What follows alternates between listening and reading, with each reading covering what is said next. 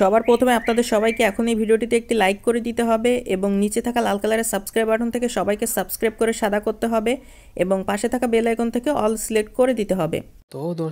দর্শকবৃন্দগণ, বন্ধুমণ্ডলীরা, ভিডিওটি মনোযোগ দিয়ে শুরু থেকে শেষ পর্যন্ত কোনো রকম টানটানি না করে মনোযোগ দিয়ে ভিডিওটি দেখুন। তো বন্ধুরা, প্রাণান্তিক অবস্থাতে তার শুরুতে আমরা যে কোনো একটি গ্রিন স্ক্রিন যে ব্যাকগ্রাউন্ড রয়েছে সেখানে আমরা সেই ব্যাকগ্রাউন্ডে গ্রিন স্ক্রিনটিকে বসিয়ে সুন্দর করে অ্যাডজাস্টমেন্ট করে বসিয়ে নিই এবং দ্বিতীয় পর্যায়ে যে প্লাস আইকনটি রয়েছে সেখানে আমরা সুন্দর করে ক্লিক করি এবং গ্যালারি হতে একটি ছবিকে পছন্দ মতো সিলেক্ট করে গ্রিন স্ক্রিন ব্যাকগ্রাউন্ডের যে কোনো এক প্রান্তে